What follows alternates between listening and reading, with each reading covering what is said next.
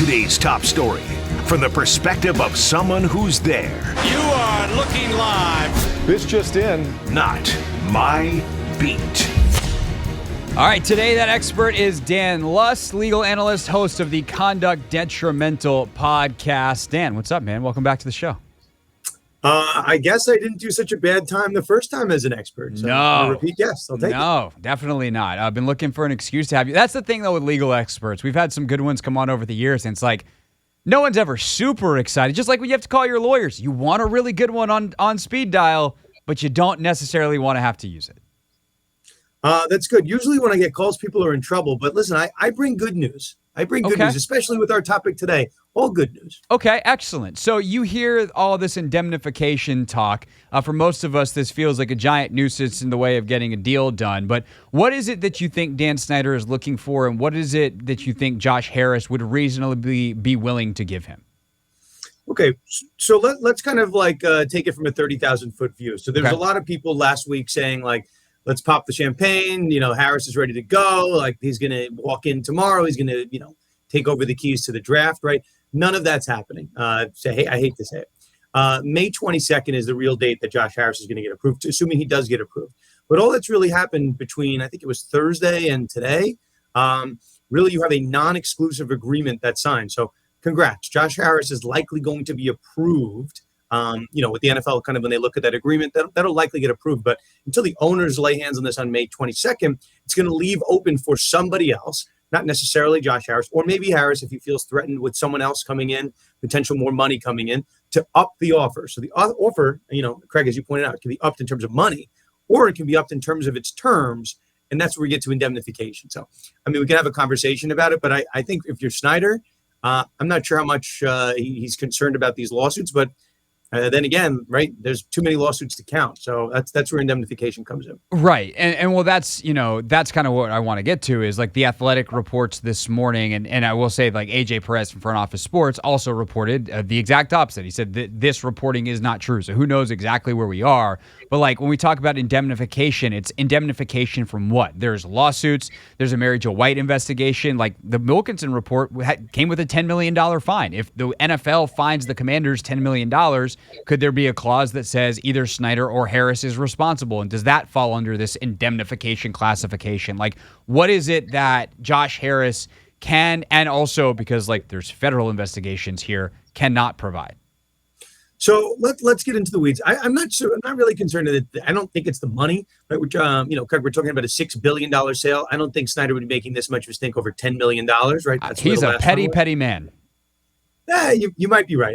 Let's talk about what indemnification is. So when you have it covers a couple things, but indemnification is this concept in the law where you can kind of hold someone harmless, right? There's also called a duty to defend. So let's say you're selling the entity, Snyder wants to go off in his boat and not worry about anything anymore, right? Doesn't want to have to worry about lawyers and this and that. You can, in theory, have an indemnification clause that makes the incoming owner have to cover you and have to have the duty to defend for all the different acts that might have occurred on your watch as Dan Snyder. So he's basically saying, you know what? I want to cut the cord. I want to get out. It's not necessarily about the $10 million. It's about all the things that will come from it. The problem is, just if we're talking about, claims that relate to the sale of the organization of the Commanders. Remind you, like Dan Snyder still, he has those sexual assault allegations that pertain directly to him. There are allegations that pertain directly to Dan Snyder. So, and there's no indemnification agreement that I think legally can cover some stuff that directly pertains to Snyder outside of the organization. But Snyder right now has this window of leverage. He has basically, 30 days until the owner is supposed to convene on May 22nd. So if I'm Snyder, right, I'm still asking for things. I'm still hoping someone will come in and beat the Harris offer. So Dan Lust is our guest. He is the host of the Conduct Detrimental podcast, law professor as well. And so let's say someone brings a lawsuit based off of whatever number of things against the league, the team, and Dan.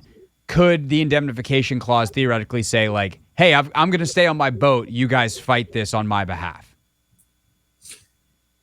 Certainly it could. And I want to preface one thing, right? The indemnification clause can say a lot of things. It can also carve out intentional conduct. It can carve out reckless conduct. Maybe, it just has negligent conduct.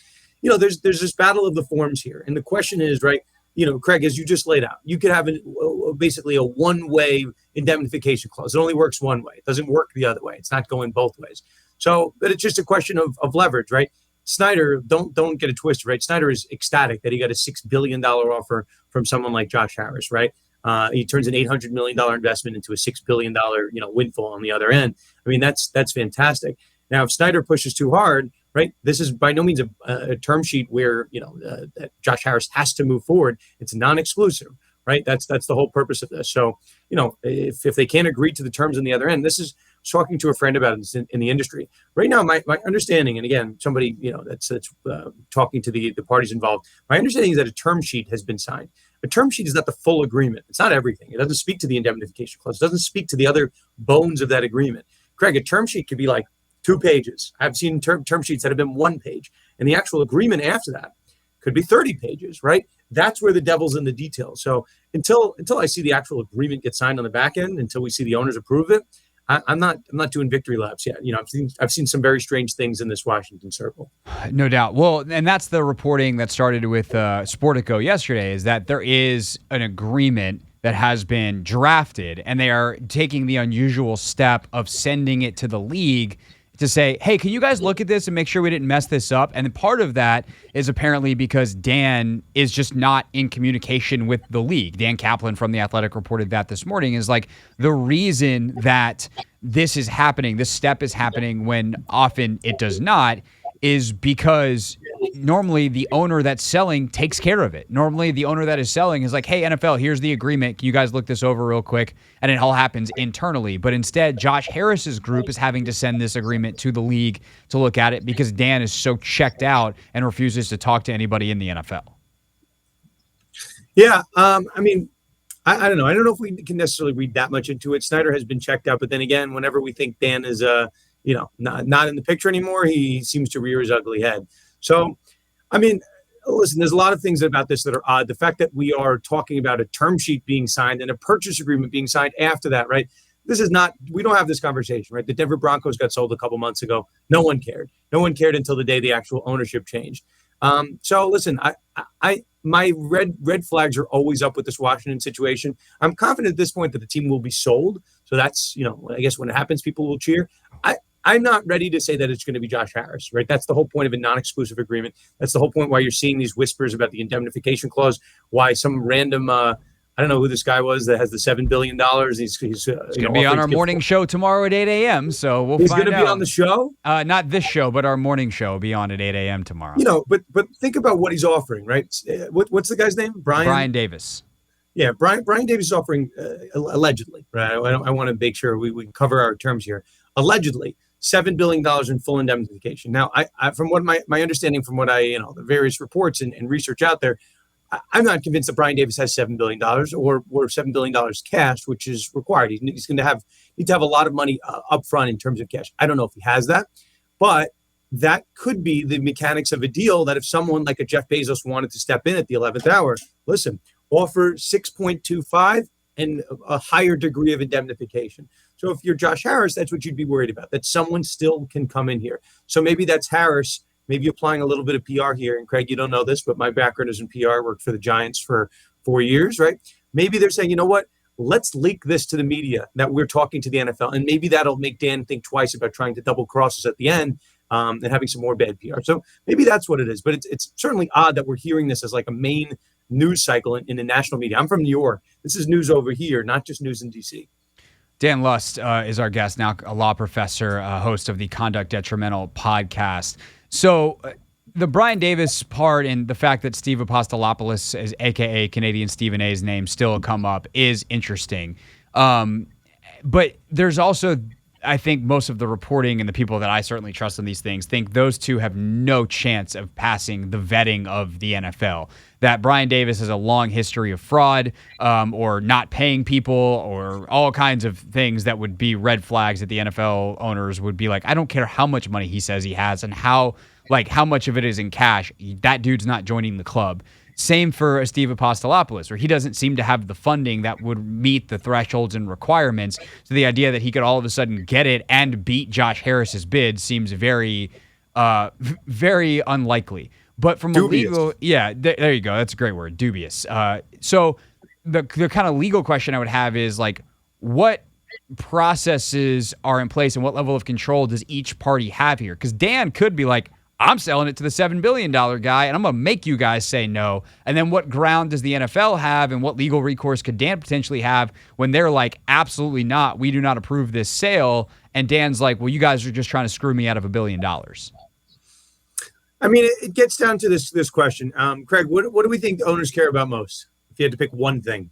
I would say the money over the long term, which I realize is a caveated answer, but it's like, if they think this Brian Davis dude is bad news, he ain't going to be worth the extra billion to them. But money over the long term.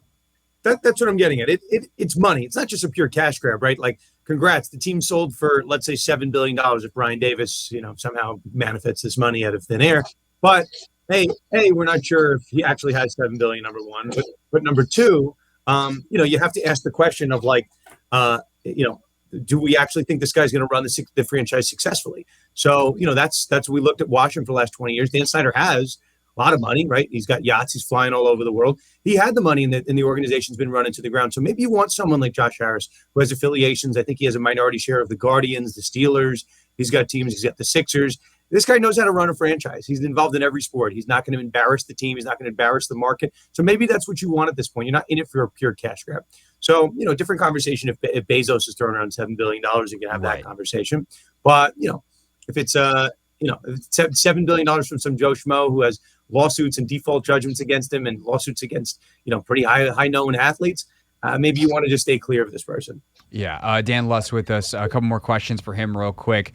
Snyder and Snyder adjacent. My first question for you that is directly about Dan, as in Dan Snyder, for you, Dan Lust, is how much longer are we going to hear this guy's name? Which, we know May 22nd roughly is somewhere along those May 22nd, I think it's May 25th, meetings in Minneapolis. Dan is going to be voted out, or not voted out. Josh Harris will be approved, or whoever will be approved, and he will no longer be the owner of the club.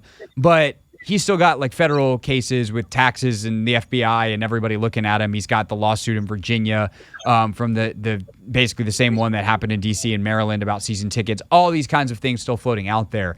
How long do you think these things will take to resolve till Dan is truly on his yacht, out of sight, out of mind forever for all of us who have covered him for way too long?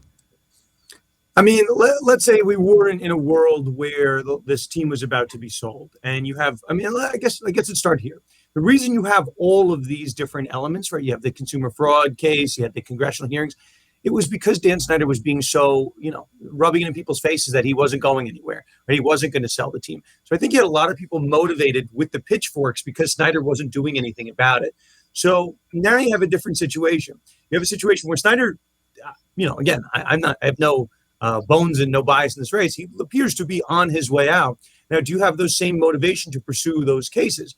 I would think you do in some part. We talked about a lot of them. The main one that I've been looking at is the NFL's investigation into Dan Snyder themselves and the Washington Commanders. So, Craig, with respect to the one brought by the DC Attorney General and, the FBI, those are sexy cases when you're actively going after the owner of a team. They're not as sexy if Dan Snyder is already on his way out. So I'm not sure, all of those are going to continue with the same fervor. But I'll tell you, maybe this is a little bit of a hot take. I'm not sure, now that Snyder's on his way out, I'm not sure that we ever see that Mary Jo White investigative report. I think the NFL is going to feel very motivated to bury that and for no one to ever see what went on within the Washington Commanders organization. And think about if you're Josh Harris, right? Or you're the incoming owner of the Washington team. Maybe you don't want that report to come out. Maybe you don't want the image to be stained about what happened underneath the hood. So I'm not sure that we're going to see that one. I'm not feeling 100% confident on that. So I hear you, and I think that there's definitively a chance of that. But I would ask both your legal and PR background perspective here is that actually the best thing for the league? Because I think sometimes the best PR move is to take it. Maybe that's the journalist in me speaking, but at the end of the day, I do think that sometimes the best thing to happen is to just be transparent. Say, hey, this is what happened. We're ready to move on, but we can't move on until we put it out there. And I think that's really, really important. And that part is certainly a moral compass and to an extent a journalism major who wants transparency and takes a journalistic approach even to a very opinionated job as a talk show host. But I do think also, like, if I was a PR advisor, that's what I would want to do. So I like, is there actual wisdom in that? Well, I'm only smiling. It depends how bad the report is, right? If the report is a nuclear report, if everyone's going to go down, it's probably not good to release that, right? It also depends, right? Who is behind this report? Who's controlling the organization at the time the report's supposed to come out? So I have a sneaking suspicion. I feel very confident about this. I don't think the report's going to come out in the next 30 days or whenever the owners are going to convene. Right. They don't want to jeopardize the sale. Right. I don't think that's going to happen. And is that fair?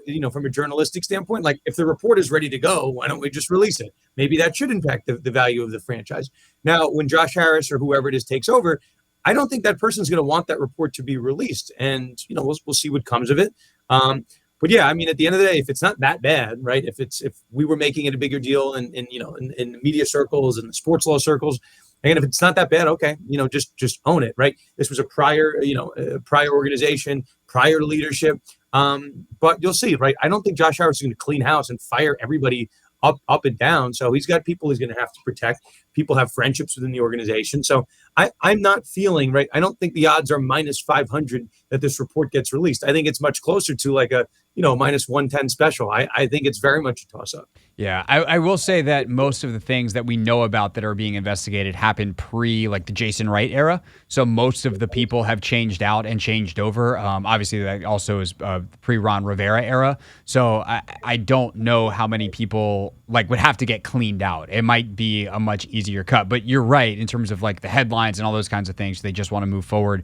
Again, I would argue that closing the book is important to move forward. But what do I know? I'm just a guy with a talk show. Last thing for you on the way out, which is very related to this, but is a bit of a big picture issue, is what can we do as a society to end the golden parachute?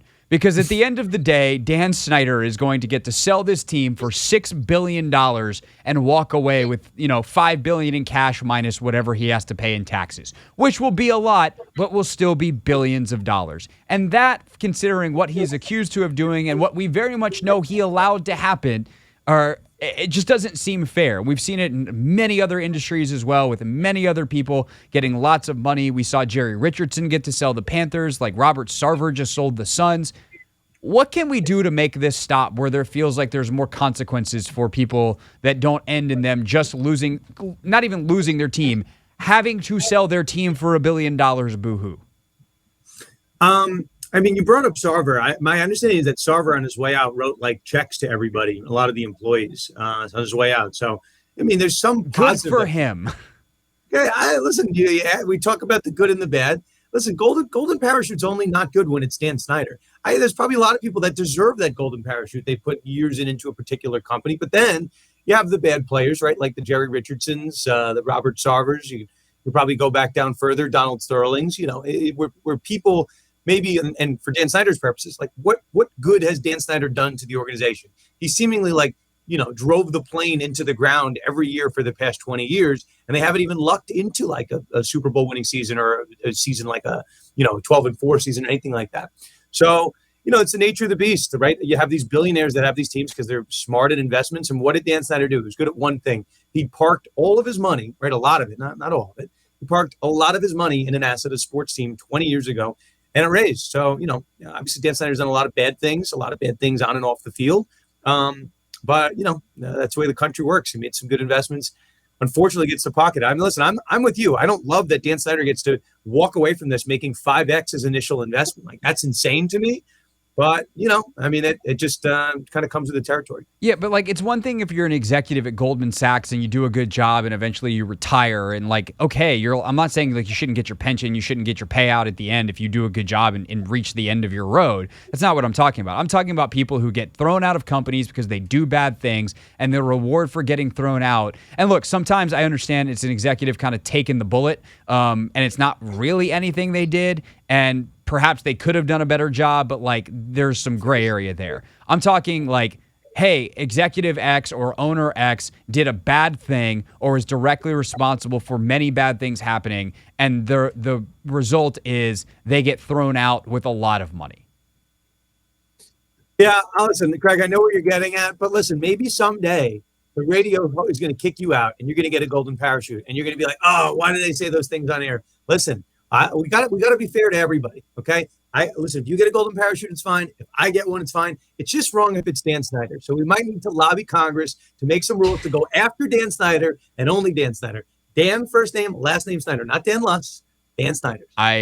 You and I think, just disagree here. I am a much bigger advocate of firing people for cause and leaving them with nothing if they actually deserve it. The actually deserving it part is pretty important, the most important. But like, if you get fired for cause, you don't get the golden parachute. You get a parachute made of bricks. Hold on for a second. Dan Snyder, and this, you and I, Craig, I like you. I go to a lot of shows. I like you. I think you have a good knack for this, right? Dan Snyder is not an employee. He's not going to get fired for cause. He's the guy. He's on top of the totem pole. Yes, he also gets a parachute full of bricks in this particular case. I just think there's got to be a better way. And part of it is the NFL actually enforcing its policies, which they don't want to do because the owners are all scared that it could happen to them, which probably says more about them than it does about the policies. So that's that. Dan, great stuff as always. You guys do such a good job on your podcast. Conduct Detrimental is the name of that podcast. Always appreciate your perspective. Thanks so much for coming on, man. All good. My pleasure.